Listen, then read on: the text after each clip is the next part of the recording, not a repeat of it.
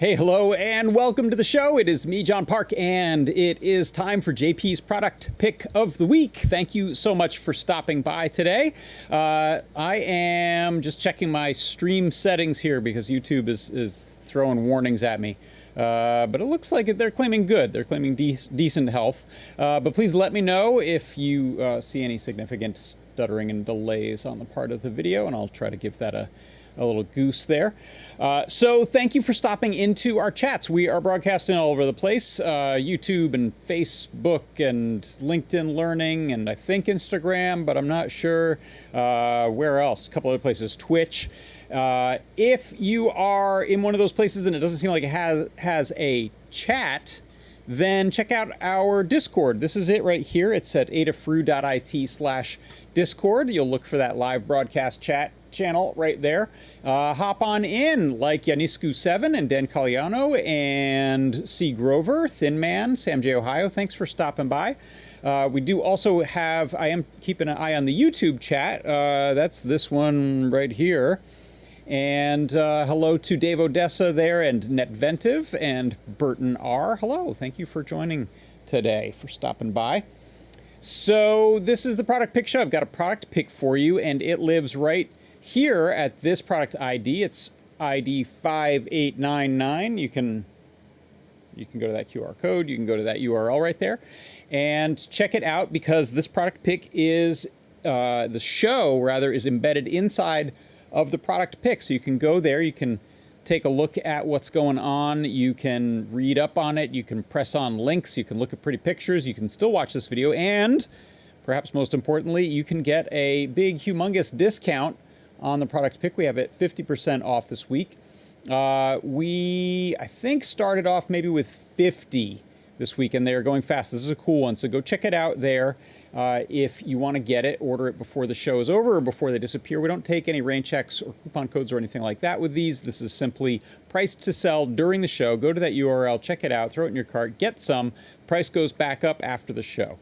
So I have a little new segment from L'Amour when this product was first released that I'll have you take a look at right now. So take it away, Lady Ada. The ADG 728, this is an I2C 1 to 8 analog switch. So I think we had an analog switch a while ago that was like 1 to 2. You could like have the switch go like normally open, normally close, like a relay. This is kind of an interesting chip from Analog Devices, but it's like, it's hard to get I2C controllable analog switches. And so I thought this was worth stocking. So if you look at the front, at the top, there's 8 pins labeled S1 through S8. And at the bottom right, there's a pin labeled D. So the D pin can be connected to any of the S1 through S8 pins. But here's the thing, it's not like a multiplexer selector.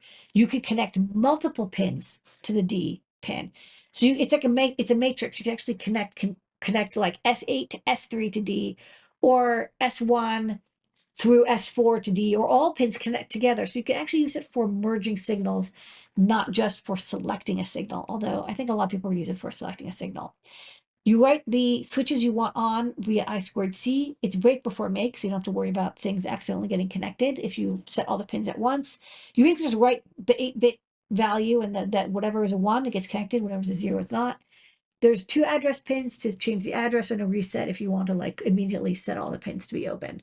So, what would this be used for?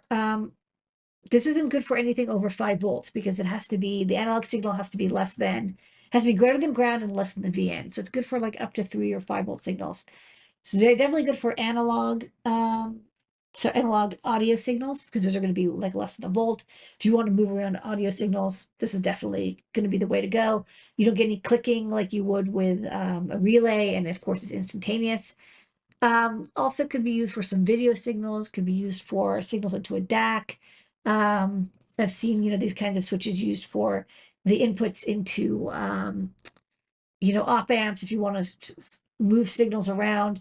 So this is very, there's a lot of pins available, 8 to 1, but basically this is kind of what was available. The only other thing we had was a one-way switch. This is a 1 to 8 switch.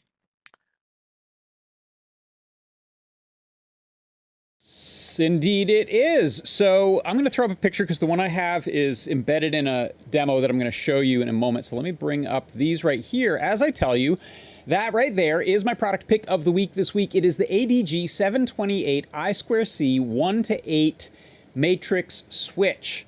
This operates on either the I2C pins on the bottom or over the Stemma QT port for plug and play. And then you're going to use any of or all of those switch pins across the top, S1 through 8, and the D pin down at the bottom in order to conduct your 8 to 1 or 1 to 8. This kind of works in both directions. There is not specifically an input or an output on this. It's more how you use it, which is really, really cool. Let's go and take a look at the web page for this first. So here you can see we've got this on sale for $4.98, and there it is. There's some nice photos of it there you can see as well. I'll come back to those other photos in a minute. There is the Analog Devices chip in the middle, and then it's broken out nicely with a bunch of conveniences on the breakout board here. If you take a scroll down here, you'll see we've got a little bit of info about it, and then we have, of course, this very live stream. The new video that I just showed you is there, and then we have some technical specifications here. So I2C interface, 2.7 volt to 5.5 volt single supply. There's 2.5 ohms on resistance and 75 ohm on resistance flatness. And what else? What's important on here? There's power on reset, and this has break before make functionality, so you can release any of the connected switches before connecting new ones. And then if you take a look down here, we've got a link to the Learn Guide here. Let me scroll up to the top here. Learn Guide from Liz.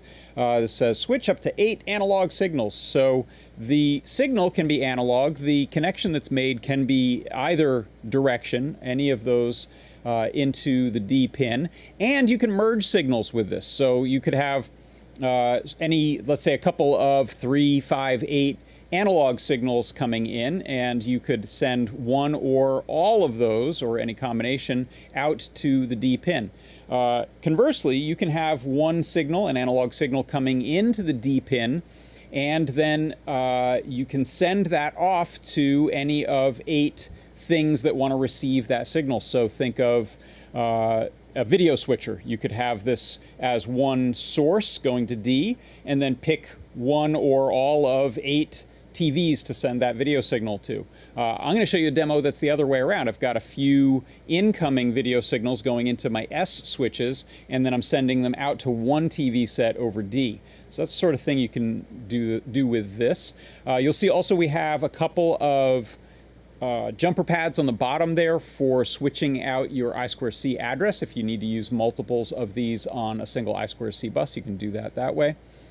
And then if we take a look at, there's a setup here for CircuitPython as well as Arduino.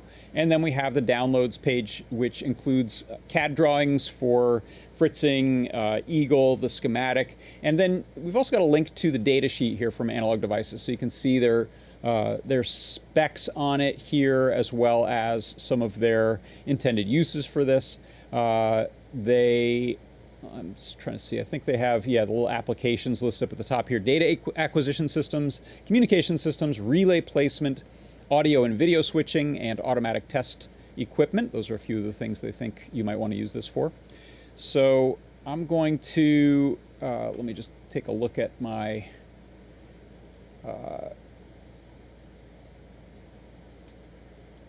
chats there to make sure everything's good. Yeah.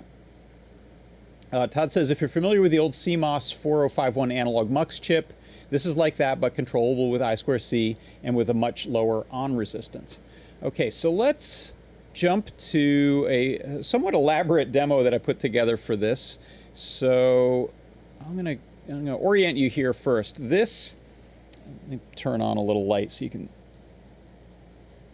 Oh, I've that light's not gonna work. Okay, I'm just gonna point to this right here. So here you can see there is my, there's the ADG 728 there and a QT Py on a breadboard. I've got 3 switches here that I can use. And then I'm running the S one S2, S3 to some RCA jacks that I'm using for composite video. You can see it's glitching a little when I touch those there because of my wiring. And then I have one output also going to the TV set here. What I've got behind here, there's a VCR, there is a Sony PlayStation 1, and then I also have my little, it's the one that you see on right now, that's why that's the one glitching when I touch it there. That's my little ESP32 clock, little video output clock. So I'm going to go ahead and let's switch this view to CircuitPython here on one side. That's the code running on it right now. And I'm just going to restart this code. And what you're going to see is we can automatically switch between the PlayStation, my ESP32 clock, and the VCR. I'll go ahead and press play on the VCR there. And I'm only switching video. Oh, that looks like a petri dish there. This is a Batman episode on VHS that we're playing. There we go. There's Batman. So I'm only switching the video. I could use multiple of this to also switch audio if I wanted to. A couple of instances of the ADG728 would be good for switching mono audio. 2 of them would be good for switching stereo audio. But right now I'm just going to switch the video here. And what you can see in my code is this is really simple to do. We've got the Adafruit ADG72X library imported. I'm setting up I2C over stemma Qt, and then I'm creating the object I'm calling switch on Adafruit ADG72X.ADG72X on I2C. The pause time here is just the variable that I have for holding on one of those video signals before I switch to the next one. And then in the main loop here, all I'm doing is printing the name of the channel that we're going to switch to, and then I use switch.channel equals 0, and that goes to the S1.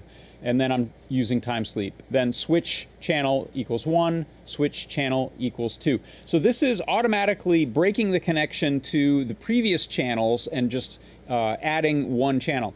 Interesting thing here is we can also add to this the switch channels command. So there's a singular one, switch channel, which is what we've been using. And then there's the switch channels, and you can see when I go to that, I'm going to hit save. We'll first cycle through the individual channels. Then we're going to hold on for 5 seconds, channel 0 and channel 2. So what you should see is a mix right there. So you shouldn't do this with video. It doesn't want to do this, but it works. It's fine. It makes it very difficult for the TV to decide which sync signal to use. You can see the Batman VCR is winning over the PlayStation for some reason. But you can make a dirty video mixer. This isn't, you're not really mixing video in a clean way here because we don't have separate sync. But this is a way to combine a couple of video signals for more gritty, dirty video signal mixing. So I've also got a little more complicated example. Let me go ahead and open this up from a saved directory I've got, complexcode.py, and I'm going to resave that onto my QtPy as code.py. Go ahead and replace that. And now you can see in, I'll open up another little REPL on here. It doesn't want to. It already thinks the REPL is open somewhere else. Okay, we'll leave that alone. But what you'll see in practice is I've got these 3 buttons on the QtPy over on this breadboard. If I press the first button, we go to the first input. If I tap that same button again, we cycle, essentially. So each time I press button 1, I'm going to switch to channel 0, channel 1, channel 2. By the way, don't pay attention to that time. I haven't set that clock in a long time, and I don't have a backup battery on it. The next switch is my mixer. So I'm combining, you can see channels 0 and 1, channel 1 and 2, channel 0 and 2, and all 3 of them. So that's a real field day for the sync signal in that TV set to figure out what's going on. And then lastly, I've got a button on here that just sets it to auto cycle. So that's similar to that previous demo. You'll see just every few seconds we switch between those. So I'm really impressed by the quality of the video. This is able to accomplish this in a really small, inexpensive form factor. That's a $5 video switcher that could go from 1 source to 8 screens or from 8 sources to 1 screen. and I've got a $5 or $10 microcontroller on there. That's about it. So pretty inexpensive way to do this kind of video switching. Obviously, there are more bespoke solutions out there, higher quality, but I can imagine having a lot of fun with this, doing some interesting things, especially for visuals for a concert, for theatrical use, for art projects. Pretty cool for video mixing. Same, of course, demo that I'm doing here would work for sound as well. And I'm just going to go to the full down cam here for a second while we watch that. So I've also got my NeoPixel and the QT Py switching with each of those. So RGB is channels 0, 1, and 2. If I go back to this demo, you can see. So that's my third input, my first input, my second input, cycling. We'll leave it on there. So let's see. Yeah, Dan Cleoto says it's probably 258 somewhere. Maybe. Probably not quite. I forget even how I program that thing. Is that on? I think that's in an Arduino program I have running on there. I'll have to. Do I have a wireless way to? I think I have a wireless way. Yeah, that thing can jump on my Wi-Fi. It just didn't. I think that has internet clock. I probably need to be in front of a different Wi-Fi hub than I am right now. Okay, let's see if there's any other questions over in the chats. Bring up YouTube. Gordy G mentioned we also do have the ADG 729, or that exists. So we have it. Yeah, it's out of stock. The ADG 729 is a 4-to-2, which is great if you're trying to do stereo stuff, for example. That's why he brought it up. So you could go 4 different audio sources and 2 different outputs, or vice versa, which is pretty neat. Sam J. Ohio says, thought of a project idea of this. Let me bring up my Discord, actually. You could combine ESP32 and ADG 728 and change a program to a security feed if an intrusion is in place. Yeah, for sure. Yeah, you could definitely use this for security camera kind of stuff. Obviously, this is all analog signals, and most things these days are going to be more likely to be a digital HDMI type of thing. But if you're stuck a little bit in the vintagey retro past like I am with old game consoles and VCRs and DVD players and things, you may enjoy this for your video. Gordy G also says, you want to be careful mixing using input resistors. If you try to mix a solid 5 volts with a solid 0 volts, it'll try to pass 3 amps, but probably not for very long. Yeah, so this is a good point. I'm not using any of my rare consoles on this because there are ample warnings out there for, like Gordy G just mentioned, don't use any good equipment, really important equipment to you for mixing video signal this way, because it's really not the right way. You should have a more elaborate circuit to protect from overloading that. Okay, I think that is going to do it. So let's see, before I cut out, let's remind you this is the URL if you want to go pick these up. Let me check if they're still in stock. In fact, let me go back to my main page here. We have 13 of them in stock, so go right there. Where's that web page? There we go. Go right there. That's the URL right there. 13 of them in stock. $4.98 till the end of the show, or until they sell out. Go pick them up and then make some interesting projects with them. I think it's a really cool little breakout. So anything else? No, I think that's going to do it. Thank you everyone so much for stopping by. I'll bring this back up here, and we'll put the little down shooter in the corner. There we go. So let's have this thing cycle. There we go. What's Batman up to? I'm going to watch this episode later. Yep, there it is. So that right there is my product pick of the week. This week, it is the ADG 728 I2C 1-to-8 analog matrix switch with Stemma QT. For Adafruit Industries, I'm John Park. This has been JP's product pick of the week. I will see you soon. Bye-bye.